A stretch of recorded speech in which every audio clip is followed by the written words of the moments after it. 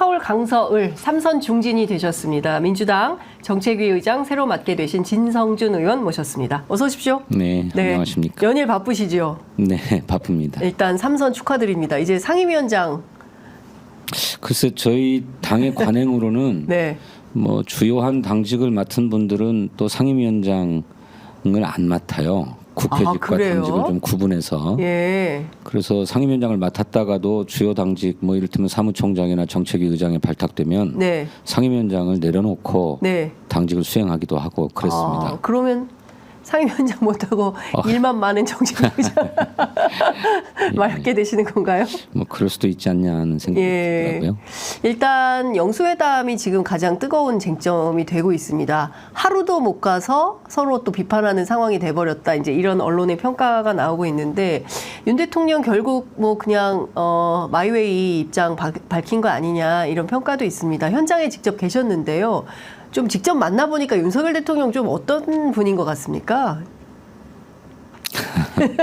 뭐 한번 만나보고 어떤 분이다라고 평가하기는 좀 이른 것 같고요. 네. 제가 받은 느낌은 생각보다 굉장히 다변이시더라. 다변. 예. 네. 그 의제와 관련해서 뭐 예. 의제를 합의한 건 아니지만 예. 모두 발언을 통해서 이재명 대표께서 여러 가지 현안들에 대해서 말씀을 했는데 네. 그에 대해서 하나하나 뭐 말씀을 하실 때마다 네. 막 그야말로 매우 넓게 네. 종횡무진으로 네. 이야기들을 벌려가시면서 네. 말씀을 많이 하시더라고요. 제가 몇 가지 좀 확인하고 싶은 게 있는데 대통령실에서는 민주당이 약속을 어겼다. 3분에서 5분 사이로 그 모두 발언을 하기로 했는데 15분씩이나 한 거는 그 자체로 반칙이다. 처음부터 민주당이 반칙했다. 이런 주장을 합니다. 실제 그런 합의가 있었습니까? 아니 없었습니다. 제가 영수회담 준비를 위한 당내 조그마한 팀의 팀장을 맡아서 예. 준비를 했는데 예. 그 사전 실무 협상에 나갔던 천준호 비서실장의 예. 보고에 의하면 예. 모두 발언을 공개리에 하도록 했는데 네. 모두 발언의 순서는 대통령부터 하시고 예. 그 다음에 이재명 대표가 예. 하시는 순서로 예. 합의를 했고 순서만. 예. 발언 시간을 어떻게 할 거냐 하는 문제에 대해서는 초기에 좀 뭐 그런저런 얘기들이 있었지만 그렇게 길지 않을 것이다라고 보고 시간 제약은 따로 하지 않는 것으로 시간에 대한 협의는 없었던 것으로 그렇게 보고받았습니다. 네. 그러면 대통령실에서 이렇게 주장하는 것은 사실이 아닌 거네요. 예, 사실에 부합하지 않습니다. 네. 사실에 부합하지 않은 얘기를 기자들한테 하는 이유는 뭘까요? 그러니까 이제 서로 그 발언 시간 논의가 있긴 있었던 모양인데 모두 발언을 뭐 오랜만에 만나서 하시는 말씀이니까 뭐 그렇게 길지는 않을 테니 뭐 자유롭게 할 수 있도록 하자는 정도가 최종적인 공감이었던 것으로 저는 그렇게 보고를 받았고 구체적으로 뭐 3 내지 5분 네. 뭐 하자 뭐 이렇게 얘기되지는 않은 것으로 제가 알고 있습니다. 전반적으로 보면 사실 모두 발언은 이재명 대표가 15분 했지만 정작 본회담이 시작된 뒤로는 85분 분량을 이제 윤 대통령이 발언 지분이 있었고 또 홍철호 수석에 따르면 7대 3으로 해도 윤 대통령이 이제 7의 지분을 갖고 있었던 훨씬 발언 분량이 많은 건데 기본적으로는 듣겠다. 총선 민의를 듣겠다라는 차원에서 초청하신 거 아니었습니까? 글쎄요.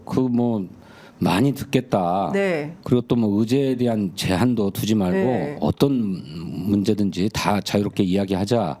이게 이제 대통령실의 제안이었습니다. 네.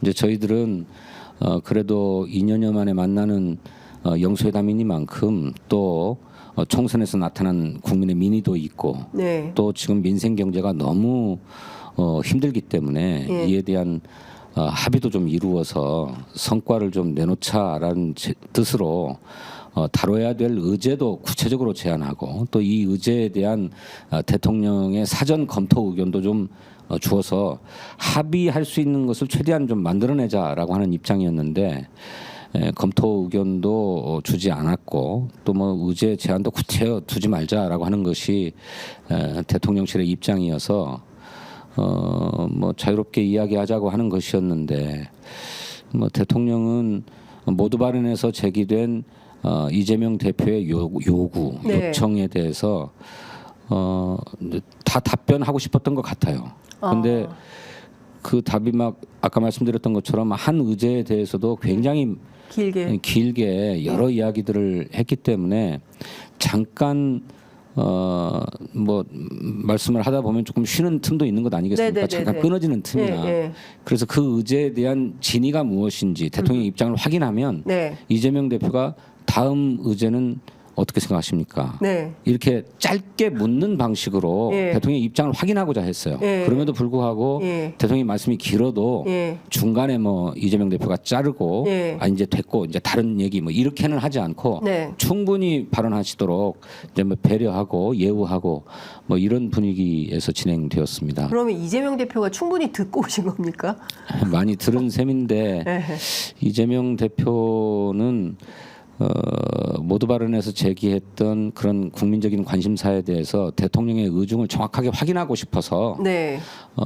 계기마다 이렇게 하나씩 의제에 대한 대통령의 입장을 확인하고자 했는데 네. 다 확인하지 못했죠. 그러니까요. 우선 민생 의제들을 중심으로 먼저 대통령의 의중을 들었고 네. 그러다 보니까 이제 민생 회복 긴급 조치에 예. 대한 의견, 예. 그다음에 언론 탄압의 문제, 그다음에 비교적 민생 현안이라고 할 수 있는 R&D 예산 문제, 네. 연금 개혁 문제, 의료 개혁 문제를 다 얘기를 나누고 이제 이채 양명주의 이태원 특별법에 대해서 이제 물었는데 그에 대해서 얘기를 하다가 시간이 너무 많이 지나가지고 더 진행하기가 어려워서 아마 대통령이 다음 일정이 있었는지 대통령실에서 서로들 좀 사인이 있었습니다.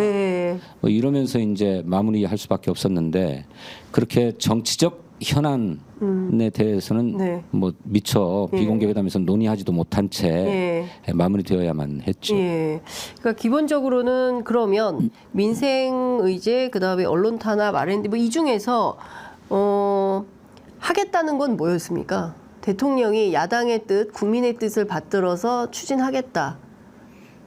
합의돼.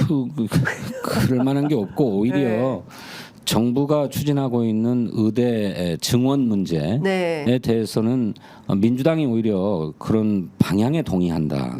의사수가 늘어나야 되고 또 그 동시에 지금 의사들이 의료 현장을 떠나 있으니 즉각적으로 복귀할 수 있도록 정부도 좀 유연하고 탄력적인 입장을 가져주셨으면 좋겠고 저희 당도 그 의사가 늘어나야 된다고 하는 데는 동의하기 때문에 뭐랄까요 공공의료, 필수의료 또 지역의사는 확보하는 차원에서 국회에서 필요한 입법적 조치라든지 예산상의 조치들 협력할 용의가 있다라는 얘기를 오히려 민주당에서 이재명 대표께서 했지요. 그게 이제 뭐 공감대를 이룬 것이라면 이룬 것이죠. 근데 그 밖의 이슈에 대해서는 사실상 대통령이 왜 안 되는가에 대한 자기 주장을 더 세게 하신 상황이다. 이렇게 저희가 이해해도 될 것 같은 그렇습니다. 상황인데요. 이제 특별히 그 언론 탄압 문제와 관련해서 그 현장에서 의원님께서 류희린 방심위원장에 대한 해촉 문제를 건의하셨다고. 아닙니다. 제가 뭐 아닌가요? 막 발언할 수 있는 자리는 아니었고요. 이재명 대표께서 모두 발언에서도 거론을 했고 또 듣기에 따라서는 현장에 있는 저로서는 좀 상당히 가슴이 조마조마하기도 했는데 스웨덴 연구기관의 보고서까지 인용하면서 언론 탄압, 언론 장악 문제를 제기했고 했는데 이제 비공개 회담에 들어가서도 조금 구체적으로 언급을 하시면서 이재명 대표께서 가령 대선 시기에 윤석열 후보와 관련된 보도, 그걸 부산저축은행 관련이라고도 뭐 얘기하지 않았습니다. 보도에 대해서 명예훼손이라고 해가지고 강제 수사가 막 벌어지고 있는 거 유례 없는 일 아닌가? 명예훼손 사건에 강제 수사가 있었던가? 또 MBC에 대해서 방심이나 선방위가 무더기 징계를 했는데 그중에 7건의 가처분 신청이 받아들여진 일들을 구체적으로 거론했는데 잘 모르는 듯했습니다. 네. 그래서 이제 또 옆에 배석했던 대통령실의 참모가 뭐 그런 점들을 좀 언급을 하기도 했죠. 네네. MBC에 대한 징계가 뭐 그 본안 심판에서 판결된 건 아니고 가처분 신청이 인용된 인용된 것이 거다. 있다. 뭐 이런 네. 얘기를 했는데 뭐 그런 얘기에 대해서 윤석열 대통령 잘 모르고 있다라고 네. 얘기를 하면서 예. 원래 뭐 그런 일 다 독립적으로 하는 일이기 때문에 대통령이 관여해서도 안 되고 또 관여하지도 않았고 예. 관여할 수도 없는 문제다. 예. 하지만 뭐 언론을 쥐려면 네. 어떻게 해야 되는지 그 방법을 잘 알고 있지만 그럴 생각도 없고 그렇게 하지 않는다. 네. 이런 취지의 발언을 하셨죠. 언론을 줄여면 그 방법을 잘 알고 있지만 쓰지 않는다고 하지만 지난 2년간 저희들이 본 내용은 KBS나 또 YTN이나 뭐 갑자기 하루아침에 진행자가 교체된다거나 프로그램이 없어진다거나 뭐 이런 등등 사례를 볼 때 언론 장악이라고 인식하지 않을 수 없는 상황이 벌어지고 있는 건데 대통령은 전혀 지금 인식이 다르다 이렇게 봐야 되는 상황인 거죠. 그래서 당신의 관여 없이 네. 그 단위에서 이루어지는 일이다는 취지로 얘기를 아, 한 거죠. 예. 그런데 뭐 잘 아시는 것처럼 지금 방송통신위원회가 2인 체제로 운영되고 맞습니다. 있지 않습니까? 예. 그리고 그 법에 따라서 민주당 야당이 추천한 방송통신위원을 장기간 임명하지 않았습니다. 그렇죠. 예. 예, 그것은 그런 사태를 계속 방치하고 뭐 최소 숫자로만 운영해 나가겠다라고 네. 하는 대통령실의 판단이나 의지가 아니고서야 예. 그 법원에서도 2인 체제로 운영하는 것은 불법이다라고 그렇습니다. 하지 않았습니까? 그랬는데 그걸 시정하려고 노력하지 않고 계속 주요한 결정들을 하죠. 네. 지금 뭐 그 YTN 같은 걸 네, 민영화 네. 시킨다든지 예. KBS 사장을 교체한다든지 하는 것들이 다 그런 것들인데, 그래서 좀 우리 국민들의 인식 또 야당의 인식과는 굉장히 동떨어진 당신만의 사고를 하고 계신 게 아닌가 싶었습니다. 네. 그 이태원 참사 특별법과 관련해서도 독소 조항 그러니까 영장 청구권 얘기를 하면서 이게 해소되지 않으면 사실 이 법을 또 통과시키기는 어렵다라는 태도로 발언한 것이 이제 보도가 돼서 제가 봤는데요. 근데 사실 그것도 사실관계가 좀 잘못 입력돼 있는 거 아닙니까? 그렇죠. 그 이태원 참사 조사위원회를 만들자고 하는 것이 이태원 네. 특별법인데 네. 그 조사위원회가 이태원 참사의 원인이나 또 뭐 이런 것들을 조사를 하려면 뭐 정부 기관으로부터 관련 자료를 받아야 되는데 그렇죠. 그 조사 받는 기관들 입장에서는 자료를 잘 내지 않으려고 해요. 그렇겠죠. 그러니 그럴 경우에는 조사위원회가 검찰에 압수수색 영장을 청구해 달라라고 의뢰하는 예. 권한을 부여하자는 조항입니다. 예. 예. 그리고 이것은 이태원 특별법에만 있는 조항도 아니고 예. 과거 5.18 진상규명을 위한 특별법에도 들어가 네. 있었던 조항이고 또 세월호 참사와 가습기 살균제 네. 문제를 조사하기 위한 사회적 참사 조사위원회에도 네. 뭐 들어가 있었던 조항이에요. 예. 영장 청구권을 조사위원회가 직접 행사하는 것은 헌법 위반이라 불가능한 일입니다. 예. 검찰이 영장을 청구하는데 법원에 청구하는데 네. 청구해 주십시오라고 예. 검찰에 요청할 수 있는 예. 의뢰할 수 있는 권한을 부여하자고 예. 하는 것이고 결국 그 영장을 청구할 것인지 말 것인지는 검찰이 판단할 문제고 예. 또 이렇게 청구된 압수수색 영장을 발부할 건지 말 건지는 또 법원이 판단할 문제죠. 예. 이렇게 이중 삼중에 예. 검찰의 헌법적 권리들을 다 보장하면서 권한을 예. 보장하면서 만들어진 것이고 예. 전례도 있는데 예. 그것이 위헌적이고 또 뭐 사법 질서를 해치는 것이기 때문에 절대 받아들일 수 없는 독소 조항이라고 하는 거는 그 조항에 대한 인식도 불충분하고 네. 뿐만 아니라 오해에 가깝다라고 하는 거고요. 그 그래서 현장에서 대통령께 사실은 그게 아니다라고 혹시 바로 잡으셨습니까? 이제 그 조항이 그런 게 아니다라고 할 만한 시간은 없었어요. 없었고 다만 대통령께서 그 독소 조항 얘기하기 이전에 네. 과거 뭐 삼풍 백화점 문제라든지 이런 그 대형 참사 성수대교 참사에 대한 수사 경험을 이야기하면서 그건 훨씬 더 어려운 수사였는데 이번 이태원 참사는 그렇게 어려운 수사가 아니다라고 하면서 철저하게 수사를 했고 네. 또 법률가적인 입장에서 볼 때 도저히 구속영장 같은 것들을 청구할 수 없는 사안들까지 다 청구해서 막 했다 뭐 이런 말씀 막 자세하게 하면서 수사가 다시 이루어지는 데 대한 강한 거부감, 부정적 인식들을 피력하시더라고요. 예. 근데 이제 이태원 참사 특별법에 의한 조사는 수사를 하자는 게 아니고 형사 책임을 묻자는 게 아닙니다. 이제 그 말씀은 드렸죠. 네. 유족들이 원하는 것은 그런 형사적 책임을 묻는 수사를 하자는 뜻이 아니고 사건이 왜 발생했는지의 원인을 밝혀서 재발 방지 대책을 수립하자는 것입니다. 네. 라는 말씀을 드렸는데 그건 그냥 흘려 들으셨는지 그런 얘기를 한 끝에 또 그 독소 조항 말씀을 하시더라고요. 근데 유족들의 배보상만 남은 거 아니냐 이런 말씀도 하셨다는 걸로 언론 보도에 나오던데요. 사실 대통령이 이렇게 생각하고 있다면 이태원 참사 특별법 이게 계속 가도 또 거부하고 막 이런 방식이 되지 않을까. 유족들 도대체 어떻게 살아야 되나 싶은 생각이 좀 듭니다. 이제 그렇지만 나중에 이제 그 대통령실에서 윤석열 대통령의 발언의 진위가 무엇인지 취지가 무엇인지를 설명한 바에 의하면 네. 이제 그 독소 조항만 해결되면 뭐 받아들일 수 있는 것처럼 얘기를 했기 때문에 조금 더 여당과 협의를 해서 네. 대통령의 진위가 이제 그런 것이었다면 저는 그거 뭐 양보하기 어려운 조항이고 뭐 문제가 될 것도 아니라고 생각합니다만 네. 그게 거부권 사유 중에 하나였습니다. 예. 맨 첫 번째 꼽히는 것이었는데 그 문제라고 한다면 조금 검토해서 타협하거나 절충할 수 있는 방안을 마련해서라도 네. 이태원 특별법을 처리했으면 하는 바람을 갖고 있습니다. 예. 그 지금 사실은 여야가 합의를 해서 주요 쟁점은 조사위 위원 추천을 어디로 누가 할 거냐, 대한변협이 할 거냐, 어디가 할 거냐, 뭐 이런 정도만 남아 있고 나머지는 다 합의가 됐다고 하는데 대통령실이 오히려 좀 정확하게 잘 정보 전달이 안 되고 있는 거 아닌가라는 생각이 좀 들기도 했는데요. 여하튼 지금 굉장히 중요한 포인트에서 대통령실의 인식이 조금 엇나가 있는 거 아닌가 싶은 생각이 좀 들었습니다.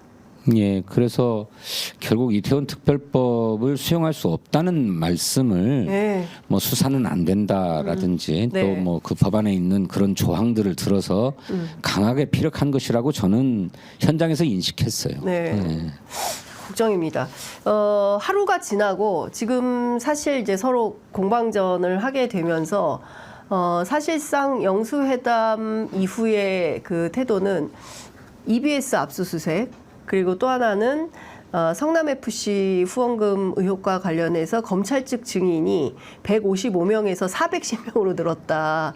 도대체 전국 운영을 어떻게 하겠다는 시그널로 받아들여야 하는 것인지 민주당은 좀 어떻게 인식하고 계십니까? 글쎄요,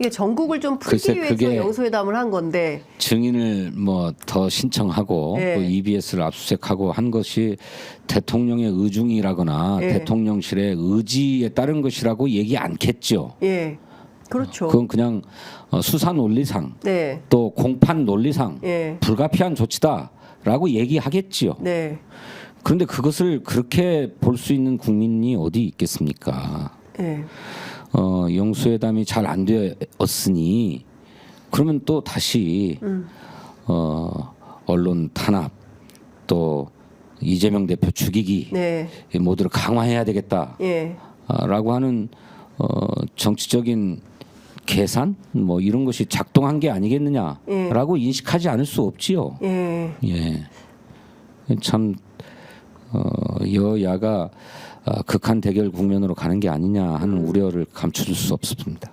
그 사실 이재명 대표가 회담 마치고 나오면서 아 답답하다 그리고 아쉽다 이제 이런 모두 비평을 하셨다고 하는데요. 네. 그럼 지금 상황에서 사실은 영수회담이 성사될 수 있었던 것은 사실 민주당에서는 뭐 8차례 정도 그 대통령실을 향해서 영수회담 요청을 했지만 안 되다가 된 것이 사실은 4.19 64주년인 날에 지지율이 23% 최저치를 찍으면서 그날 전화 요청을 했고 만나자 했던 거 아니겠습니까? 네. 그러면 만나서 뭔가 막힌 전국을 뚫고 지금까지 제기된 수많은 이슈들을 좀 해결하는 방향으로 논의가 진전되어야 하는데 지금 상황은 전혀 그렇다고 보기엔 좀 어려운 걸로 보이거든요.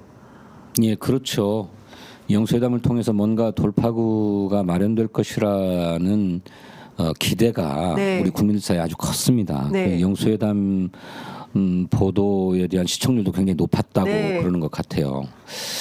그래서 좀 꽉 막힌 대치 정국이 풀리는 또 국정 2년여 윤석열 정권의 국정 기조가 바뀌는 어떤 네, 계기가 계기. 되겠다라는 기대가 있었는데 뭐 2년 동안 만나지 않았던 이재명 대표를 만난 것만으로도 변화다라면 뭐 변화라고 할 수 있겠습니다만 네.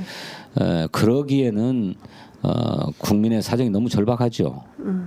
민생 경제 현실도 매우 어렵고 또 우리 국민이 도무지 용납하기 어렵고 납득할 수 없는 통치 행위들이 지속되어 오지 않았습니까? 네.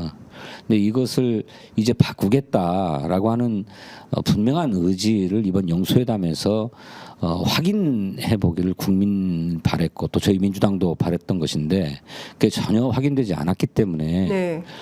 예, 앞으로의 전국도 굉장히 험악하지 않겠는가 이렇게 생각합니다. 앞으로의 전국은 굉장히 험악할 수밖에 없다. 아유, 큰일이네요. 일단 2차 회담 가능성은 있습니까? 그러니까 대통령이 좋다.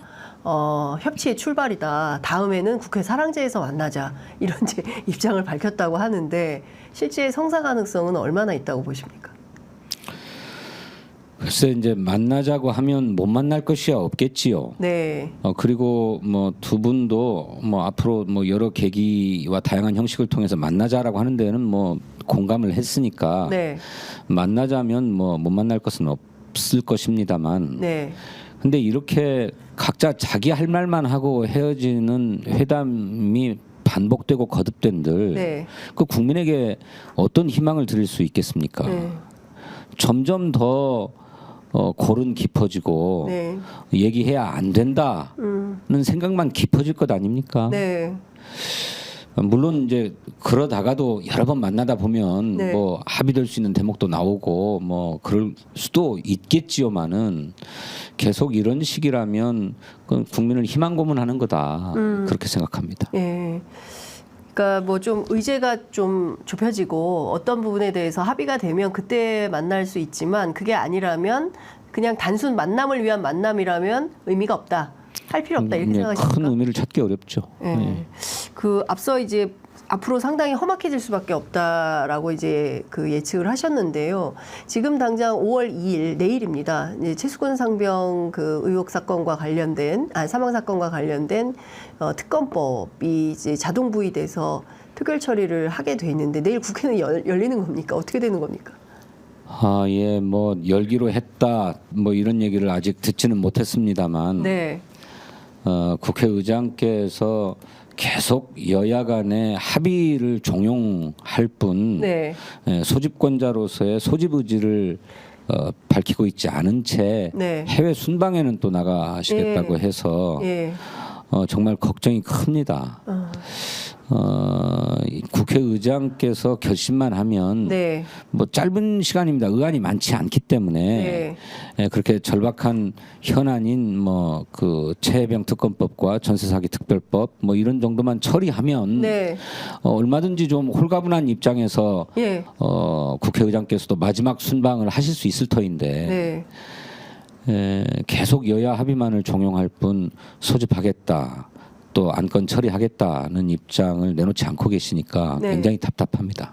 예컨대 열리지 않는다고 한다면 민주당에서는 어제 이제 30명 국회의원들께서 결의하신 대로 출국 저지 행동 뭐 이런 거에 들어가게 되는 겁니까?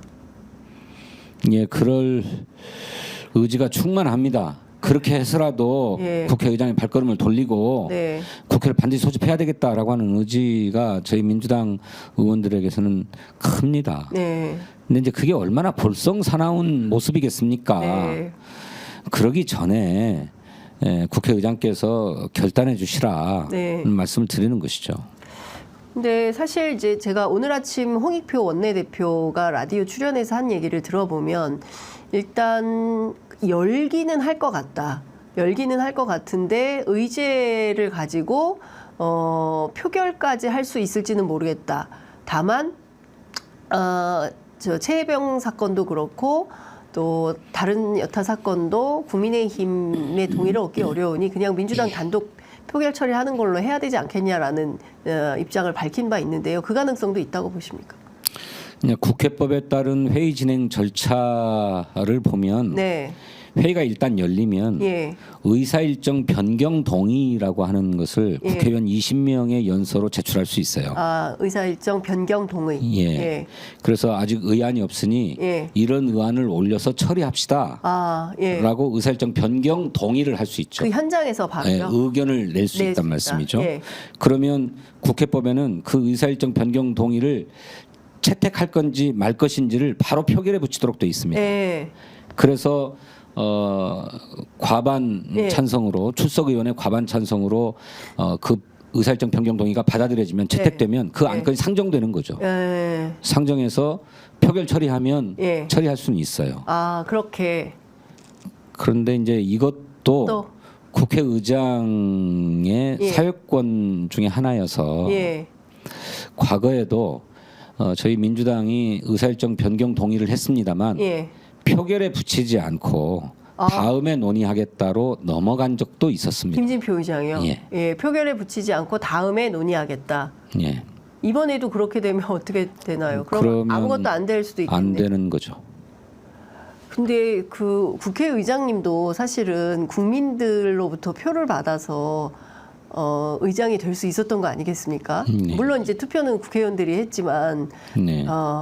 민의를 받들지 않는다고 한다면 이게 참 별다로 글쎄 국회의장께서 예. 뭐 물론 여야의 합의로 국회를 운영해 가는 것은 굉장히 중요한 일이긴 합니다만 네. 국민의힘이 완강하게 회의 소집 자체에도 반대하고 있는 상황이길 뿐만 아니라 안건의 처리에 완강하게 반대하고 있는데 국민 다수의 의견이 확인되지 않은 상황이라면 또 몰라도 네. 이번 총선 결과에서 드러난 것처럼 네.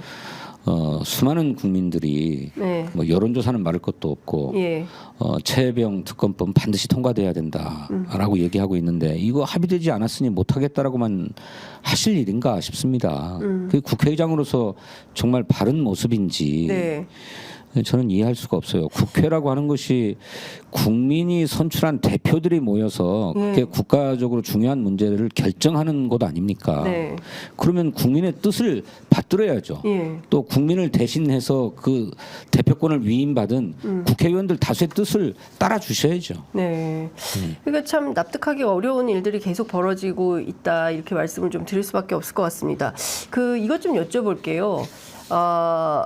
22대 국회가 개원하게 된다면 아마도 특검 정국이 계속 이어질 수밖에 없고 그 중에 이제 중심축이 최혜병 특검이 될 수밖에 없다. 만약에 이제 내일 처리가 된다면 다행이지만 만약에 그렇게 하지 않게 된다면 22대로 넘겨서 제일 먼저 처리하게 될 게 최혜병 특검법이 될까요? 어떻게 보십니까? 아마도 그러지 않을까 싶습니다. 예.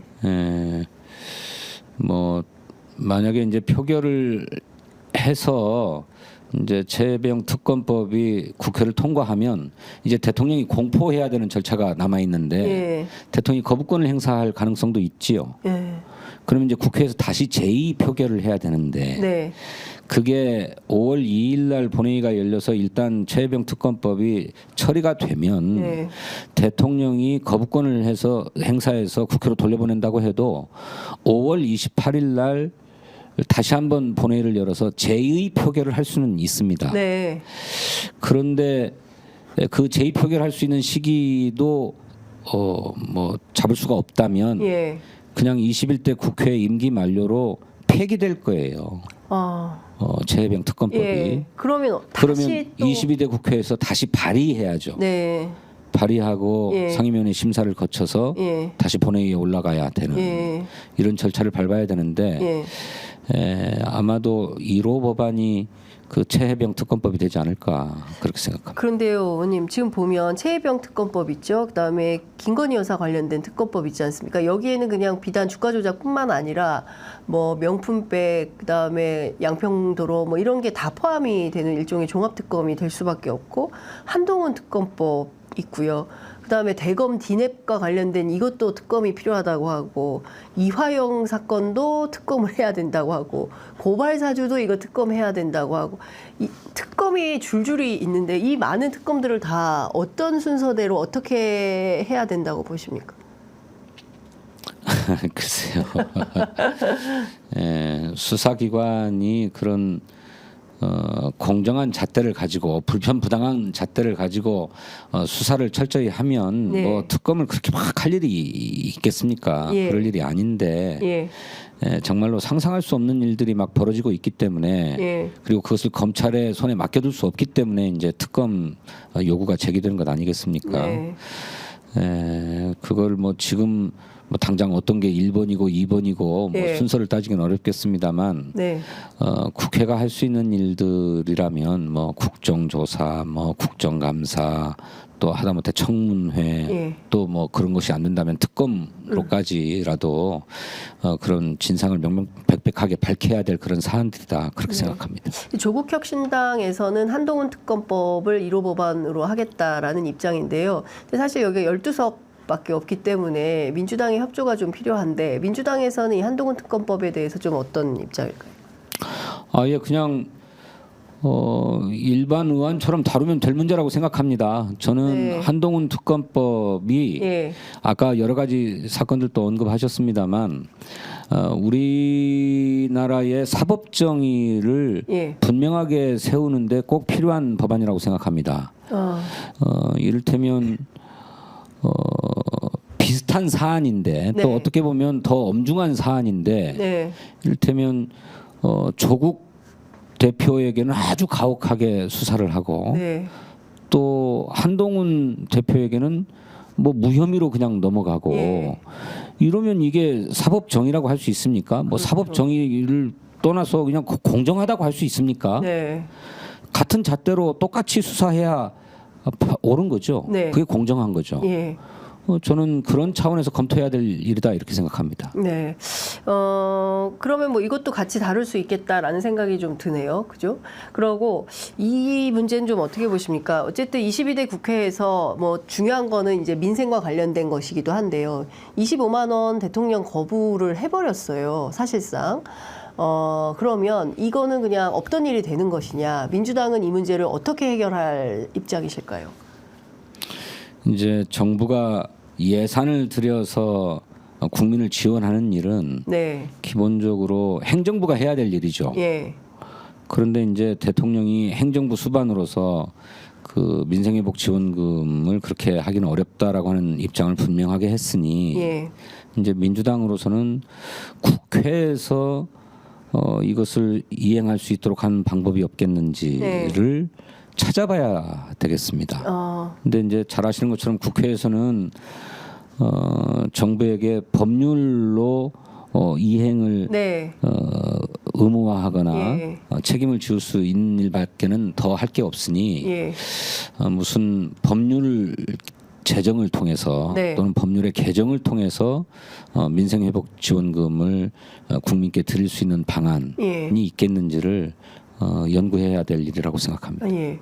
그 또 하나 좀 여쭤보겠습니다. 그 지금 범야권이 192석이지 않습니까? 그러니까 사실 8석이 모자란 200석이어서 뭐 많은 국민들께서 좀 아쉬움도 토로하고 했는데 사실상 192석을 가지고 국회 운영을 해야 된다 민주당이. 그러니까 민주당만의 이재명 대표가 아니라 범야권 전체를 대표하는 차원에서의 역할을 좀 해줘야 되는 거 아니냐라는 요구도 좀 있는 것 같은데요. 민주당 내부에서는 좀 그런 부분들에 대해서는 어떤 고민을 좀 하고 계실까요? 예, 충분히 그렇게 하려고 합니다. 네. 예, 그렇게 하려고 하고 저희가 21대 국회에서 저도 뭐 원내 수석 네. 부대표로 역할을 했습니다만 그렇게 국민적인 관심이 매우 높고 네. 또 국민에게 꼭 필요한 법안의 경우에는 뭐 교섭단체를 형성하지 않은 원내 정당이라고는 하지만 뭐 의석수도 6석, 1석 막 이런 정당들에게도 다 함께 협력하자고 제안했고 예. 공동 발의도 하고 공동 표결도 하자고 하고 그렇게 해서 함께 협력해가면서 일을 했습니다. 네. 당연히 그렇게 해야 된다고 생각합니다. 예. 그 범야권 연석회의 이런 것도 열릴 가능성이 있겠습니까? 글쎄요, 이제 원내에서 활동을 하게 되고 네. 주로 국회에서의 법안의 발의나 표결과 관련해서 공조하고 연대할 일들이 많을 텐데 예. 그건 뭐 원내 대표단에서 협의해 가면서 할 수 있지 않을까. 네. 근데 지금 범야권 연석회의가 이번에 아마 조국 대표께서 네, 영수회담을 앞두고 네. 야당들의 의견도 좀 수렴해 가주시라 뭐 네. 이런 뜻으로 이제 제시하셨던 것 같은데 네. 저희가 그래서 뭐 범야권 연석회의는 아니지만 예. 조국 대표를 만나서 별도로. 오랫동안 말씀들 나누지 네네네. 않았습니까? 그래서 어떤 제안들이 있었는지 모르겠습니다만 그런 의견들도 다 받아서 예. 이번 영수회담에 임하신 것으로 압니다. 예. 근데 그렇게 범야권 연석회의 같은 것들이 필요한 국면이 올지 예. 그건 잘 모르겠어요. 정말로 그런 야당들의 대표들이 모여가지고 네. 함께 의논하고 네. 공동의 어떤 결의를 예. 모아낼 정도의 사안이라면 예. 혹 뭐 영수회담에 임할 때 뭘 논의할 거냐는 정도가 아니라 훨씬 더 센 중대하고 기묘한 논의를 할 때나 필요한 네. 자리가 아니겠나 싶은데요. 실제로 파국적 상황이 올 수도 있다라고 박지원 전 원장은 준엄하게 그 이번 영수회담 결과를 놓고 볼 때 물러나야 될 수도 있다. 이제 이런 주장을 하고 있습니다. 그러니까 특히 이제 최혜병 특검 결과에 따라서 상당한 문제가 생길 수도 있는 거 아니겠습니까? 그런 것도 좀 예측이나 상정을 하고 국회 운영을 하실 계획이신가요? 그러면 미리 말씀드리기는 어렵지만 네. 어쨌든 그냥 순전히 가능성만을 놓고 본다면 그런 중대한 사태가 온다고 하는 것을 뭐 배제할 수야 없지요. 배제할 수 없지만 지금 예단하기는 어렵다고 생각합니다. 네. 우선 중요한 것은 최혜병 특검법의 처리를 통해서 예. 또 특검의 수사 활동들을 통해 가지고 도대체 어디까지 수사 외압에 책임이 있는지를 분명하게 가리는 일이 네. 중요하다고 보고 그 결과에 따라서 어떻게 할 것인지는 그 결과를 보고 판단해야 될 일이다 이렇게 생각합니다. 네. 그 개혁신당은 좀 어떻게 보고 계세요? 그러니까 사회노동정책 특히 이제 25만 원 지원에 대해서도 개혁신당은 범야권이지만 반대 입장을 피력했거든요. 네. 그러니까 앞으로 연대연합 과정에서 개혁신당 좀 어떻게 보고 계시는지. 뭐 모든 사안에서 다 공조하고 연대할 수 있겠습니까? 그건 뭐 어느 정당도 마찬가지라고 생각합니다. 네. 예, 그래서 그 당의 가치와 지향에 맞으면 함께 연대할 수 있을 것이고 예. 가치와 지향에 맞지 않으면 연대하지 않을 수도 있지요. 네. 근데 늘 모든 사안에서 다 함께 가야 된다라고 하는 거는 뭐 다당제 정치하에서 뭐 있기 어려운 일 아니겠습니까? 예. 예. 그 교섭단체 를 지금 20석인데요. 이거를 좀 낮추는 방안도 뭐 논의 중이다라는 얘기가 있는데 그 방안에 대해서는 실제 논의가 진행 중에 있습니까? 당내에서요? 예. 아니 뭐 일부 의원들께서는 선거 과정에서 뭐 한 15석 정도로 내려도 되지 않냐 뭐 이런 뭐 그런 주장들을- 개인적인 개인 의견들을 의견. 선거 과정에서는 했을지 모르겠는데 맞아요. 예. 당내에서 논의되고 있지는 않습니다. 그러니까 교섭단체와 관련해서 일체 논의가 없다. 당내에서는 논의가 없고 예. 혹여 이제 22대 국회가 열리게 되면 네. 그 과정에서 뭐 여러 원내 정당들이나 또는 뭐 기존의 교섭단체들이 그런 필요성을 제기하면서 네. 논의가 있을지는 모르겠습니다만 예. 현재까지는 별도의 논의는 없습니다. 예. 이번 김진표 의장 보면서 차기 국회의장이 굉장히 중요하다. 어떤 분이 될 것이냐가 굉장히 중요하다. 이런 얘기들이 나오는데요. 네. 의장님 보시기에는 어떤 분이 어떤 성격이 가진 분이 국회의장이 돼야 된다 이렇게 보십니까? 뭐 다 동의하시는 바겠지만 무엇보다도 국민의 대의 기관인 국회가 국민의 뜻을 제대로 받들어서 일할 수 있도록 국회의 역할과 기능을 잘 수행할 수 있는 네. 그런 분이 국회의장이 되셔야 할 것이고, 또 두 번째로는 이 기본적으로 그 삼권 분립의 헌정 질서를 가지고 있는 우리나라에서 네.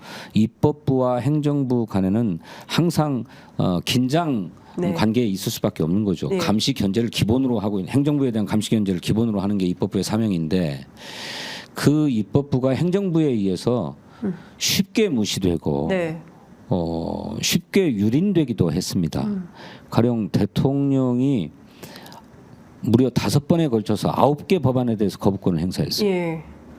이 헌정 사상 유례가 없는 일입니다. 네. 그렇게 대통령이 뭐 합당한 사유도 아닌 것을 가지고 거부권을 남발했는데, 네. 이에 대해서 국회의장이 입법부의 수장으로서 단 한 번도 이렇다 할 입장을 낸 적이 없습니다. 또 인사청문회가 완전히 무력화되다시피 할 정도로 인사청문 보고서가 채택되지도 않은 장관 후보자들이 무더기로 막 계속 20몇 명씩 막 맞습니다. 임명돼 버리고, 예. 또 국회에 대한 압수수색도 다반사처럼 막 이루어졌습니다. 맞습니다. 이런 상황에서 행정부에 대해서 국회에 대한 이런 무시, 능멸하는 예. 행태에 대해서 단호하게 맞서고 예. 국회의 권위를 지키려는 노력들을 최선을 다해서 국회의장이 네. 국회를 대표해서 했어야 되는데 그러지 못했죠. 저는 그렇게 국회를 지킬 수 있는 분, 네. 행정부에 맞서서 예. 이런 분이 국회의장으로 모셔져야 된다, 네. 그렇게 생각합니다. 알겠습니다. 오늘 뭐 원래 30분 정도 예정을 했는데 8분이 넘어가고 있어서 이제 마무리를 좀 해야 될 것 같은데요. 끝으로 꼭 하실 말씀 있으시면 한 말씀 듣겠습니다. 그에 앞서서 박지원 전 원장이 오늘 김진표 의장을 향해서 거친 막말을 한 게 좀 화제가 되고 그래요. 있어요. 저 예. 뉴스는 보지 못했는데. 네, 뭐 예. 욕설까지 나왔다고 아이고, 그래요. 이런 얘기를 하고 있어서 사실 이 정도로 좀 민주당 내부가 격앙돼 있다 이렇게 좀 이해를 해야 되겠네요. 그렇습니다. 예. 자, 끝으로 한 말씀 듣고 마무리하겠습니다.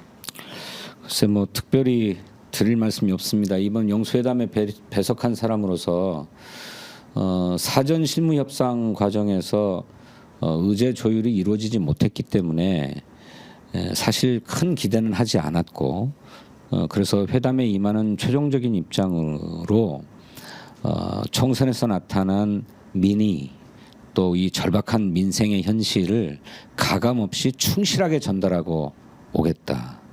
그리고 과정에서 대통령의 입장을 받아오겠다는 생각으로 임했습니다. 네.